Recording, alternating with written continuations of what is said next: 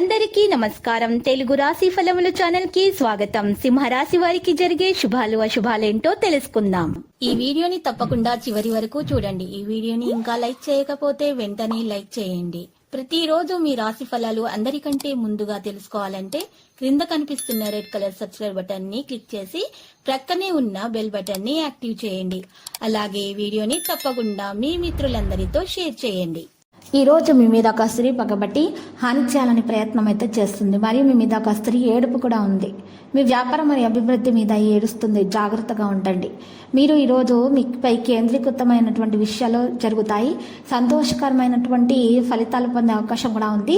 ఉద్యోగంలో పరివర్తన చెందే అవకాశం కూడా ఉంది. ప్రేమలో సమీపంలో పెరుగుతుంది ప్రేమ. ఈరోజు మీకు ఆరోగ్య విషయంలో గ్యాస్ వంటి సమస్యలు అయితే పెరుగుతాయి. ఈ కారణంగా మీ పని సామర్థ్యం కూడా ప్రభావితం అవుతుంది. ప్రకృతిలో మార్పు కారణంగా వ్యక్తిగత జీవితం కూడా మెరుగుపడుతుంది. మీ చంచలత తొలగించబడుతుంది. ఈ ఆలోచనలపై శ్రద్ధ చూసేటప్పుడు ఈరోజు నిర్ణయం ఖచ్చితంగా తీసుకోవాలి. మీ యొక్క ఆలోచనలపై ప్రత్యేకమైన శ్రద్ధ చూపటం ముఖ్యం. ఇతరుల ఒత్తిడి కారణంగా ఆందోళన మీలో ఉంటుంది. ఉన్నత విద్యకు సంబంధించిన ప్రయత్నాలను పెంచాల్సిన అవసరం ఉంది. దీని ద్వారా మీరు పనిని విస్తరించడం సాధ్యమవుతుంది. ఇక మీకు పిల్లలు అనుకూలంగా ప్రవర్తిస్తారు. ఇక ఈరోజు నిరాశపరిచే సమయాన్ని మీరు ఈరోజు మీ జీవిత భాగస్వామితో పంచుకోకూడదు. మంచి మాటలను మీరు పంచుకోవడం ద్వారా మాత్రమే మీకు మంచి జరుగుతుంది. కుటుంబంలో సైద్ధాంతిక తేడాలు అయితే ఉండవచ్చు. పని ఆలస్యం అవుతుంది. ప్రణాళికలు విజయవంతమవుతాయి. ఆదాయం పెరుగుతుంది.